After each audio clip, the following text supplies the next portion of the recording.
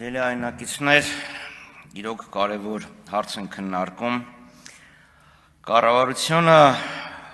առաջարկություն է ներկայացնում 250 միլիոն դոլարի վարկ ներգրավել եւ հղում է կատարում կառավարության ծրագրի Ղարաբաղյան հիմնախնդիր 1-2 առաջի պարբերությանը։ Հիշեցնեմ, ինչ էր խոսում այդ պարբերությունը, Արցախի այդ պատերազմյան վերականգնումը, տնտեսական կյանքի աշխուժացումը, տեղահանված բնակչության սոցիալական խնդիրների լուծումը, մշակութային եւ կրոնական ժառանգության պահպանումը լինելու են կառավարության ուշադրության կենտրոնում, ջանք չի խնայվելու Արցախում արժանապատիվ եւ բարեկեցիկ կյանքի պայմանների ստեղծելու համար։ Այս նպատակներին կառավարությունը հասնելու է Արցախի իշխանությունների հետ համագործակցության խորացման, ինչպես նաեւ Արցախի հետ գործակցության նոր ձևաչափի ստեղծման միջոցով։ Երանի թե կառավարությունը այդքան սկզբունքային լիներ եւ իր մոտեցումը կառուցեր բոլոր կետերի շուրջ, այլ ոչ թե ընդհանրապես մի կետի։ Մյուս հարցը, որը տվեց իմ գործընկերը եւ անհասկանալի արձագանք առաջացեց, ասեց վստահ լինենք, որ գումարը ծախսվելու այս նպատակով։ Ինչի վրա եք զարմանում։ Կառավարության ներկայացուցիչները գալիս էին, խոսում էին, ասում էին վարկ ենք ներգրավում, որ ճանապարհ կառուցենք,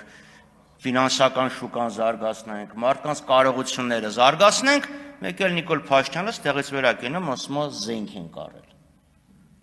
Բա եղավ չէ՞ այդ ամեն ինչը, ստեղի դեպքում պարզ է, որ իմ գործընկերը իրավունք ուներ, հույս հայտներ, որ այս անգամ կառավարությունը վարկը կօգտագործի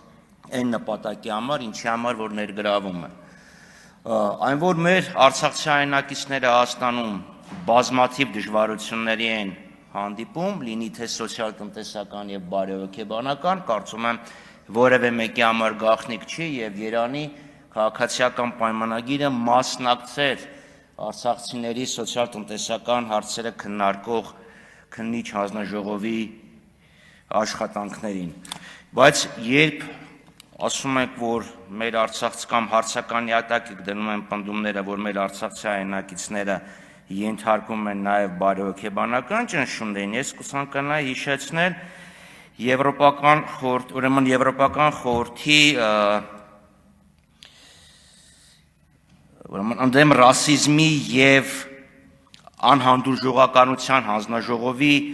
օկտեմբերի 25-ի հայտարարության վրա, որտեղ հստակ նշվում է, որ կառավարությունը պետք է ինտեգրման ռազմավարություն մշակել, չի արել, եւ ըստ այդմ հայտարարում է, որ հանձնաժողովի ռեկոմենդացիան կառավարությունը չի իրացրել։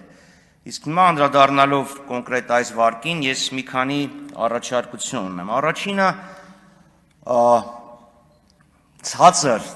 կատարողականը ցույց է տալիս, որ ծրագիրը ունի լուրջ թերություններ, եւ ես կոչ եմ անում կառավարությանը սերտորեն համագործակցել Արցախի հանրապետության իշխանությունների հետ, բարելավելու այս ծրագիրը, որպեսզի մենք ունենանք ավելի շատ շահառուներ։ Մյուս խնդիրը վերաբերվում է զուտ տեխնիկական կողմին։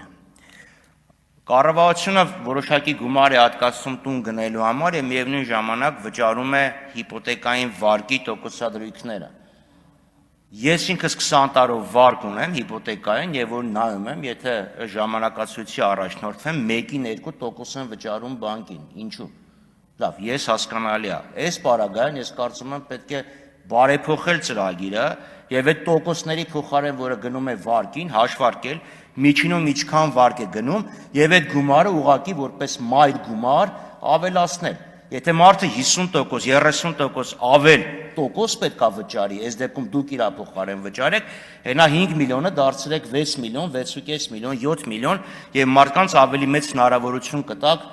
իրենց ցանկալի բնակավայրում